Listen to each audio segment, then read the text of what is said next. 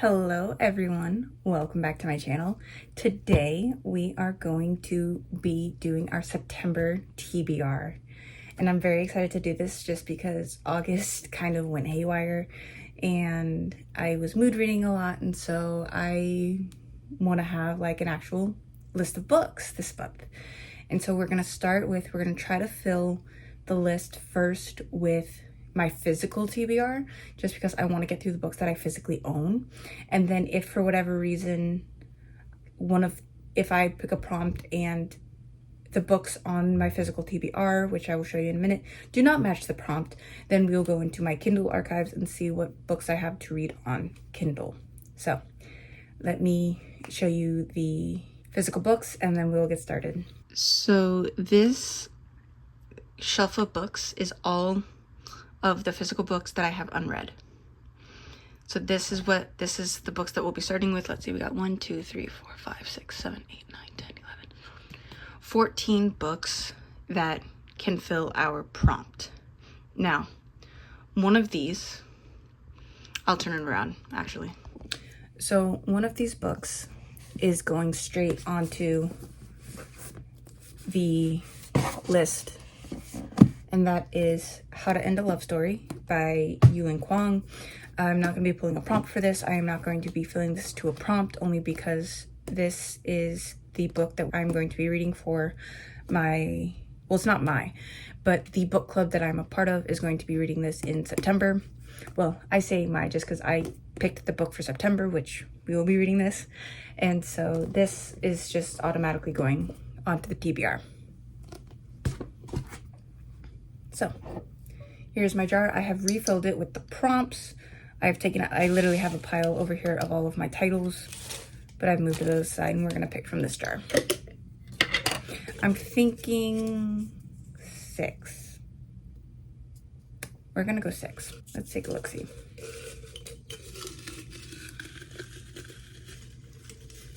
Our first prompt, ooh, yellow. Let's see. A book that has a place in the title. Let's see. Do I have any? Oh, I do. I have a lit fit that has a place in the title. All right, so we were a success in our first pick. And we have A Tree That Grows in Brooklyn by Betty Smith. And it's our little excerpt on the back here says, the beloved American classic about a young girl's coming of age at a turn of the 20th century. So Brooklyn is our place, and I want to see if I can find any more of the synopsis from Goodreads. Let's take a look-see. All right, we get more information. Woohoo! Apparently a lot of people love this book. It's got a 4.3 overall on Goodreads. And the synopsis reads, the beloved American classic about a young girl's coming of age at the turn of the century. Betty Smith's A Tree Grows in Brooklyn is a poignant and moving tale filled with compassion and cruelty, laughter and heartache, crowded with life and people and incident. The story of young, sensitive, and idealistic Francie Nolan in her bittersweet formative years in the slums of Williamsburg has enchanted and inspired millions of readers for more than 60 years. By turns overwhelming, sublime, heartbreaking, and uplifting, the daily experiences of the unforgettable Nolans are raw with honesty and tenderly threaded with family connectedness. In a work of literature art that brilliantly captures a unique time and place, as well as incredibly rich moments of universal experience. And so that's exciting because it kind of gives like all of these overarching themes, but I'm really excited to now read it and find out what are these themes that our synopsis is giving us. And so I'm very, very excited. And what I love, this is the 75th anniversary edition. It came up on its, I want to say it was the 75th anniversary. Yeah, 75th anniversary edition. And it's absolutely stunning. I love the brownstone with the tree in front. I had a family member in Brooklyn, and so anytime I went to go visit him, we went to his brownstone, and for some odd reason, I keep thinking of this member of the family anytime I saw this in the bookstore. prior to getting it. So I'm very excited to read A Tree That Grows in Brooklyn. All right. Let's see what's next. Oh, I think I dropped one. I did. But we're gonna go with this one. Let's see what we got. A book that takes place in another world. So I feel like this is definitely a fantasy vibe. I'm curious. I don't remember if We Were Villains takes place in a real place or not. No, because it talks about Shakespearean actors. Okay, so what I may do is also, I kind of want to do a video this month. I think I want to do a video this month of like reading sequels and getting through some of my series. I think I've got enough series that are started that I can like start continuing my series that I'm in. Because I'm in 2 Sarah J. Maas universes. I recently read 1 Dark Window, so I've got 2 Twisted Crowns as well as Legends and Lattes. I think we are going to add, I'm hoping that I can fit both books into, but I think that we're just going to stick with 2 Twisted Crowns for now. So we're going to read 2 Twisted Crowns by Rachel Gillick. It is the sequel to 1 Dark Window.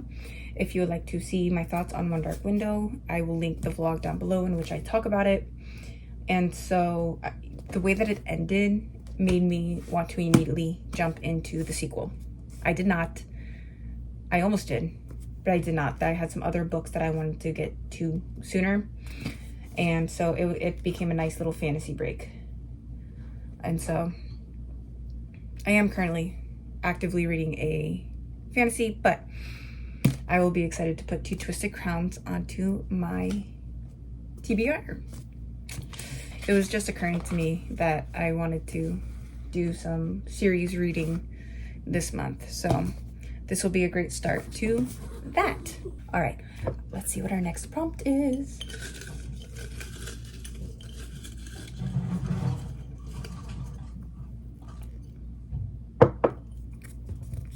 Let's see what we got.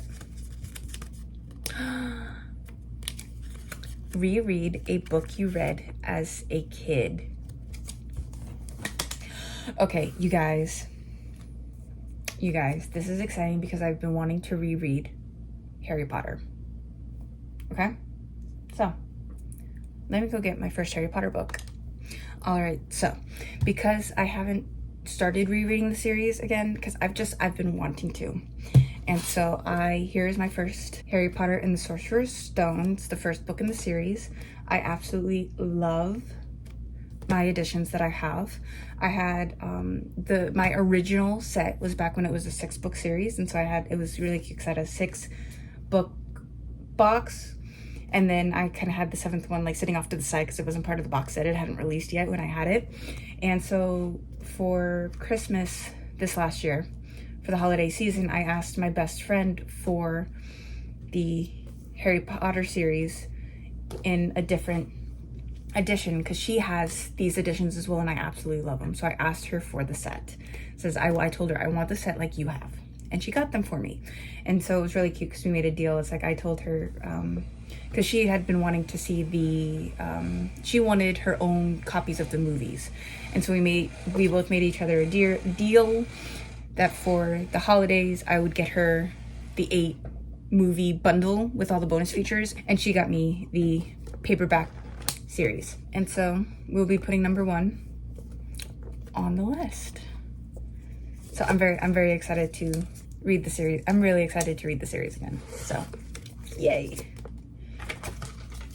I've been wanting to, but I have so many books. I've got enough books on my TBR that part of me felt weird picking up a reread when I have all of these unread books on my shelf. But it's okay. It's now on the TBR. All right, so we had 3 prompts. Okay. So we got 4 more.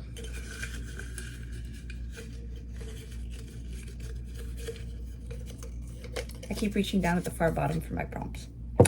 Don't know why. But here we are. Ooh. Okay. A book by multiple authors. I just finished the book that I had by multiple authors. I don't know if I only had one, and I think I already read it. I don't have a book on my TBR that has multiple authors. We're gonna do a different one because I don't have any right now. All right, next prompt.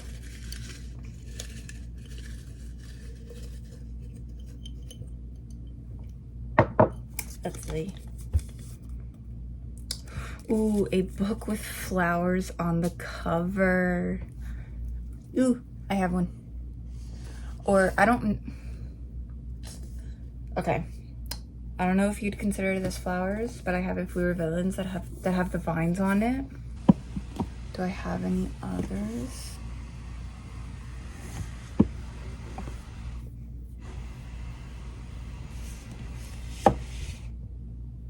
Ooh, even better. Actual, it's not just vines. All right, we have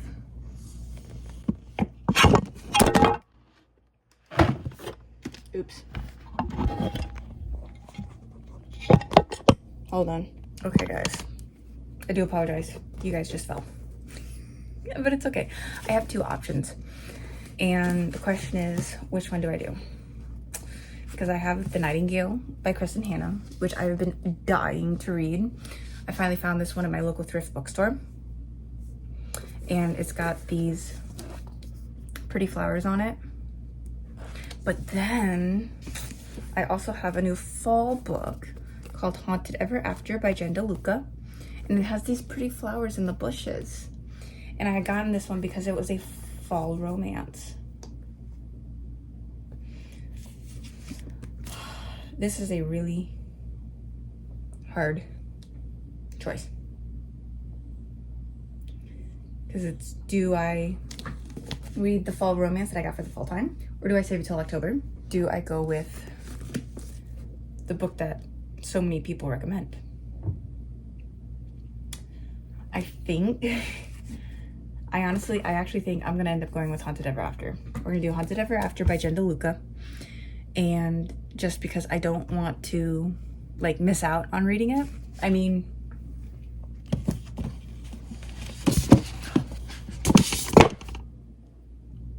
stay. My books are going haywire behind you guys. But I wouldn't miss it. I could always just pick it up in October if I wanted to read it. But at the same time, I'm kind of in fall vibes already. And I can tell you that because I have these little light up pumpkins on my desk. I got a small one. And I got a bigger one. They're so cute. Like, I'm already sporting the fall vibes. So, why not? We are gonna go Haunted Ever After by Jen DeLuca. This is I'll read the synopsis because it's really cute.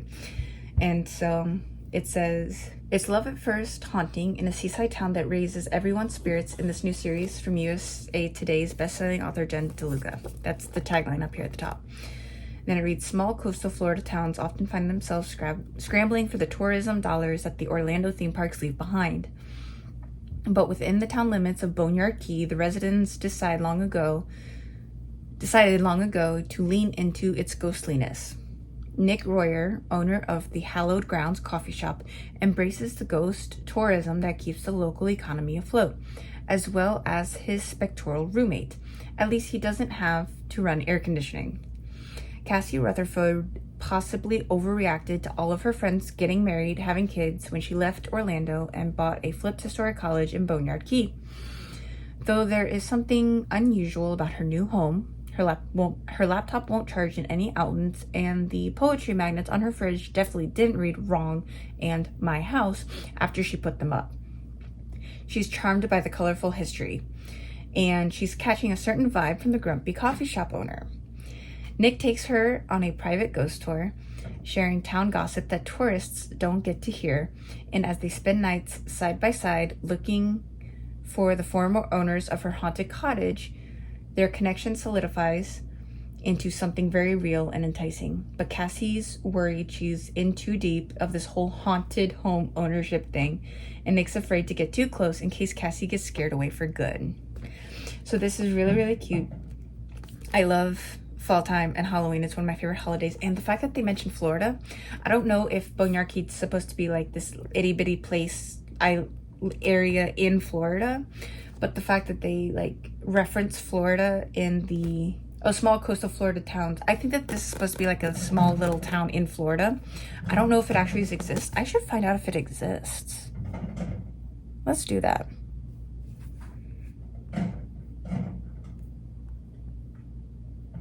Boneyard Key, Florida. Is it real?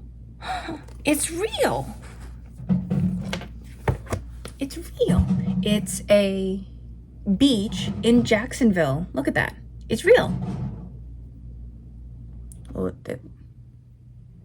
it's real. So that's exciting because living in Florida, I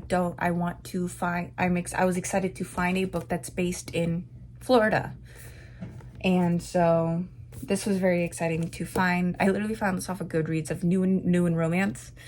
And it was just, I had to get it just because of the fact that it talked about Florida. So I can officially say that I've read a book that takes place in my state. So that's fun.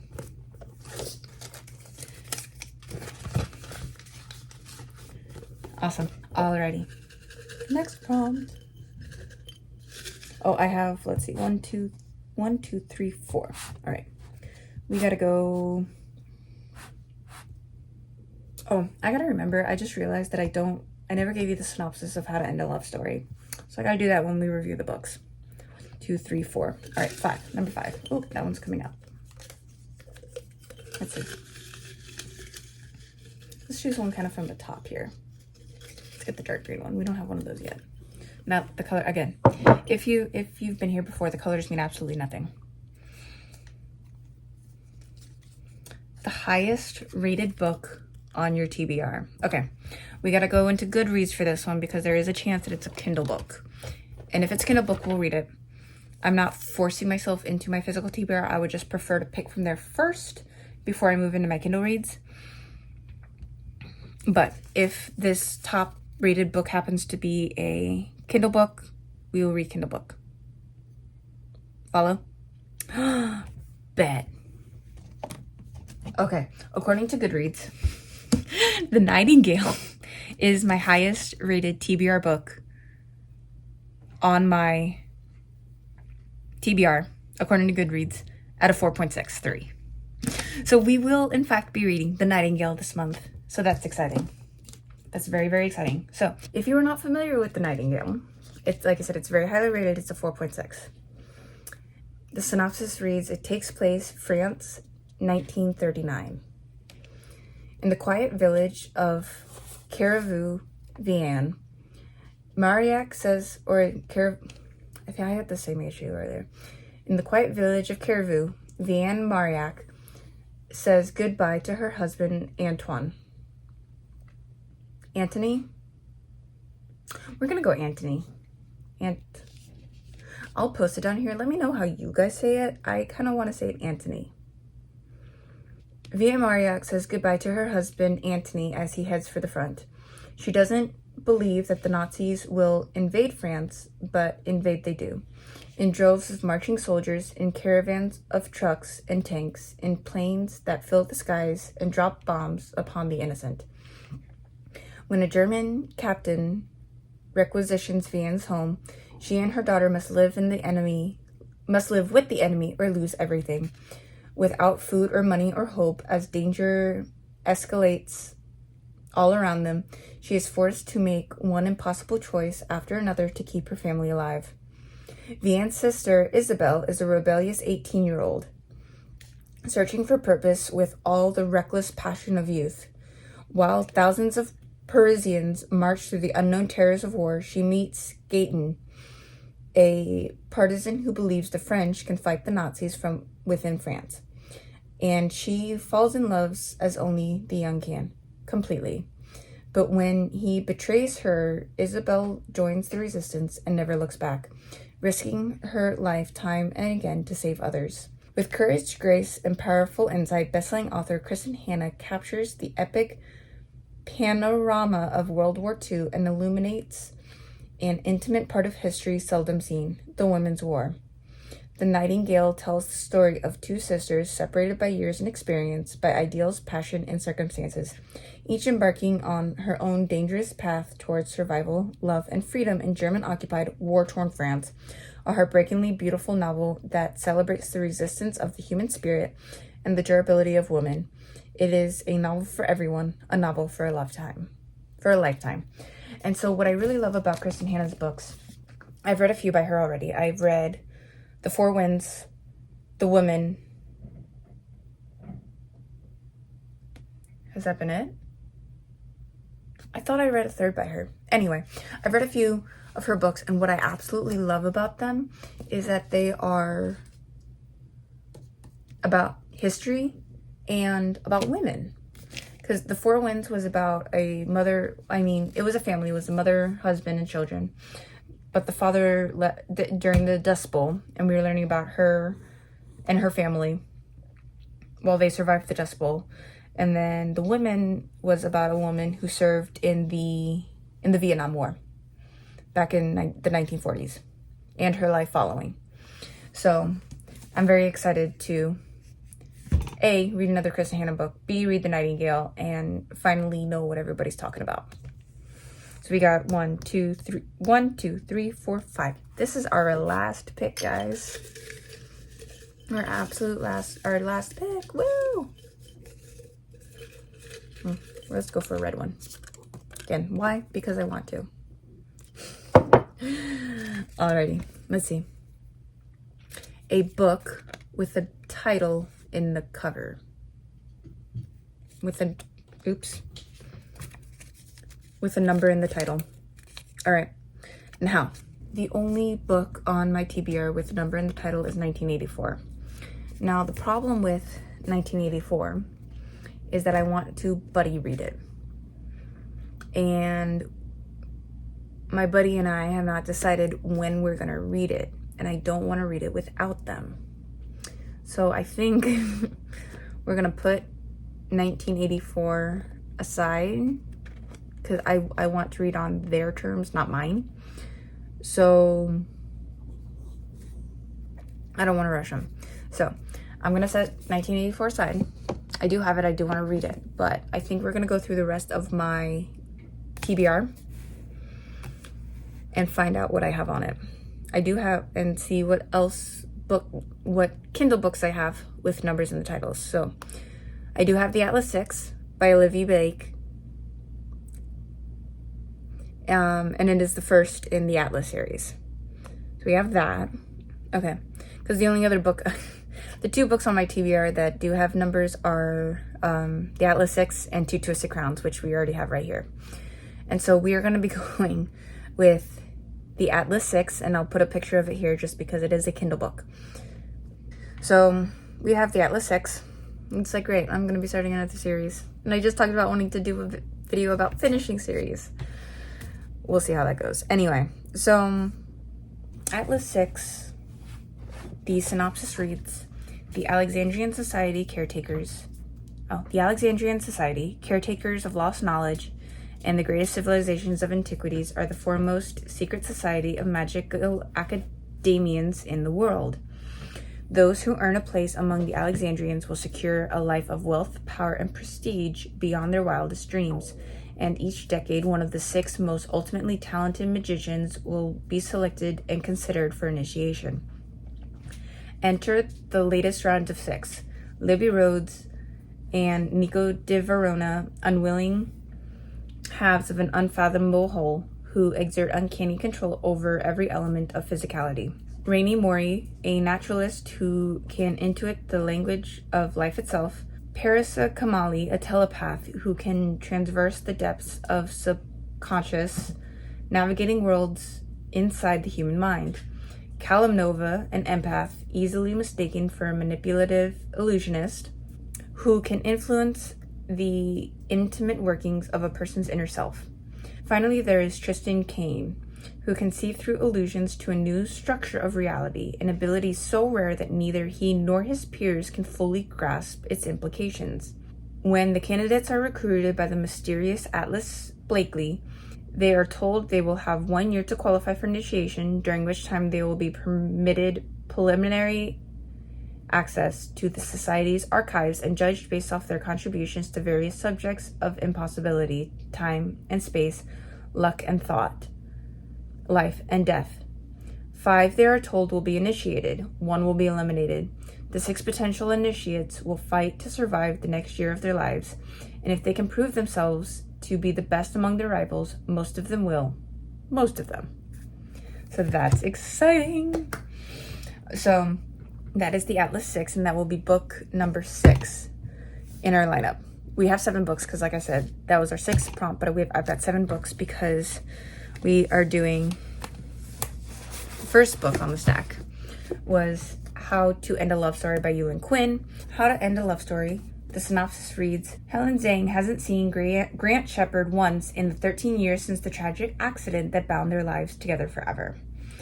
Now a best-selling author, Helen pours everything into her career. She's even scored a coveted spot in the writer's room of the TV adaptation of her young adult novels. And if she can hide her, surely the rest of her life will fall into place too. LA is the fresh start she needs. After all, no one knows her there, except Grant has done everything in his power to move on from the past, including building a life across the country. And while the panic attacks have never quite gone away, he's well liked around town as a screenwriter. He knows he shouldn't have taken the job on Helen's show, but it will open doors to developing his own projects that he just can't pass up. Grant's exactly as Helen remembers him, charming, popular, and lovable in ways that she's never been. And Helen's exactly as Grant remembers too, brilliant, beautiful, closed off. But working together is messy and electrifying. And Helen's parents, who have never forgiven Grant, have no idea he's in the picture at all. When secrets come to light, they must reckon with the fact that theirs were never meant to be any kind of love story. And yet, the key to making peace with the past and themselves might just lie in holding on to each other in the present. So that is How to End a Love Story by Yulin Kwan, and this is the first book on our September TBR, as I will be reading it for book club. So, book number 1. And then we have A Tree That Grows in Brooklyn by Betty Smith, Two Twisted Crowns by Rachel Gillig, Harry Potter and the Sorcerer's Stone.